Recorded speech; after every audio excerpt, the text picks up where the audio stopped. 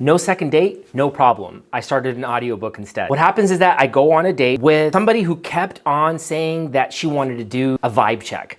And it was kind of funny, kind of cute. The messages were kind of softer, nothing too exciting, nothing too dramatic. You can tell that these girls get a lot of messages. If you look at like a girl's Bumble, looked at one girl's Bumble that I know personally, stacked up. You can see that this person is not really messaging me back often, but then I always like to say, let's just go on a date. I don't message too much on the app. I just say, let's just meet up. Most of the time they're saying yes. The way I look at it is that I have a good thumbnail. My thumbnail strategy on my online dating profile is good, but my watch time isn't. It just goes. Sometimes I just am a little bit enamored that they have pictures that are like 5, 7 years old. I'm not here to talk bad about them. I'm not here to bash these dates. I'm not here to vent. What I'm doing right now is just giving people practical tips and tools to not be hard on themselves after a date is over. And as this date is going, what I was doing at this time is I was writing poems. I was writing poems on first dates. And what I would do is I would look at their profile and then I would write a poem, I would handwrite it and give it to them, and I would read it to them in the middle of the date. So as I'm reading this to the beginning of the date, looking for these reactions, the body language, it was just very withdrawn. She was making good eye contact, but then talked about herself a lot. I think that she's some TikTok star or like Instagram model. It's an Instagram model, there it is. And as she keeps on talking, she kept on talking about her Instagram, and I'm like, good, click, click. Because as I read a book, I was like, get them talking, get them to tell stories, and make them feel like they're a movie star. I'm doing all of these things. Remember, I'm trying to do all of these things right, writing a poem, all of that, vibe check, very good. She starts talking bad about some of the dates that she's been on. That's not what I do though. I do not talk bad about anybody. There was somebody who was saying that to David Goggins. David Goggins was saying that real men don't talk bad about anybody.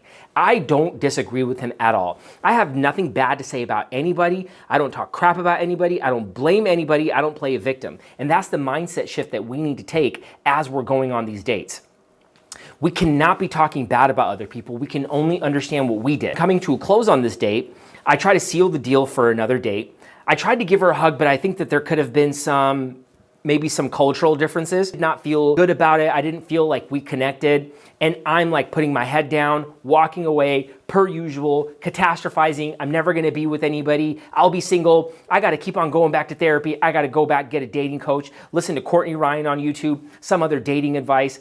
Interestingly, one of the side notes on this is that if a girl really likes you, she's gonna have you on the top forefront of her mind. She's gonna move mountains. That's according to some of the dating advice that I've looked at online. The mindset shift here, and I'm not giving any dating advice, is that with this, what I think I did was that I think I rushed it a little too much. I probably shouldn't have written a poem and given it to her. Remember, all this mindfulness stuff, cognitive behavioral stuff, medical evidence-based technique called Mind Hygiene, all of these things work great when you're by yourself, when the lights aren't on, and you're dribbling the basketball at home. When lights are on bright, the NBA Finals is there, it's gonna be a different story. My emotions take over. And you do have tools, and you can put tools in place, but at the same time, when you come home, I wanted to understand what I did. What did I do in this? I think I was a little too forthright. At the same time, I felt I listened well. I wrote all of these things down, and then I said, look, I'm just gonna probably have to figure out a way to not maybe write poems on first dates. I asked ChatGPT. I actually got a dating coach. These are the things that I'm doing after dates now. I'm not blaming anybody. I'm not talking to anybody. Remember, if somebody's gonna move mountains for you, they're gonna do that. Instead, write it down, accept what happened, understand it, try not to do it again, use it as a learning experience, be grateful that you have the ability to do these things, to go out on dates. I always like to say this, I'm a good thumbnail. So I'm a good thumbnail, they'll click on me, but as I go on the date and the next date, it's like this. Just the hockey stick on the as I've watched time on YouTube. So what happened here is that the second date didn't go well, and I just started a new audiobook on body language. And what was it called? The Charisma Myth. What am I not doing right? Well, in the Charisma Myth, interestingly, what it says is that you want them to feel like they're winning you over. Now, this is not a bad thing. This is more confidence. Look, I take care of myself, right? I was 60 pounds overweight before. I drank alcohol. I was doing drugs. When I would come back home, I would eat a bunch of sugar. I've been off sugar now. I'm doing good. Taking care of myself. Some biceps. They're 24-inch pythons. You know what I mean, Gene Okerlund? Hey, Mean Gene, let me tell you something, Mean Gene. You know, all these Hulkamaniacs out there, they're like, hey, look, where... I'm like, okay, I do have worth.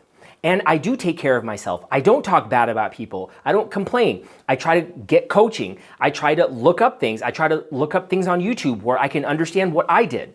With that said, there's some worth there. So you want to be able to give off to the other person that you're worthy because you're doing work. I'm not just sitting around. Look, I'm not overweight anymore. When I come back after a date, I'm probably gonna go on a run now because I wanna be able to serve myself and not go into the kitchen and eat a bunch of bad food. No second date, I wait, I'm bait. Come on, let me debate. Used to chase, I still want to chase. Now I play by different rules. Mind hygiene, I execute. I change the tools. New audiobook download, Amazon, amazing. New game, it's like I'm back in school. Click on this next video here to find out how halfway throughout my date, I knew it was over.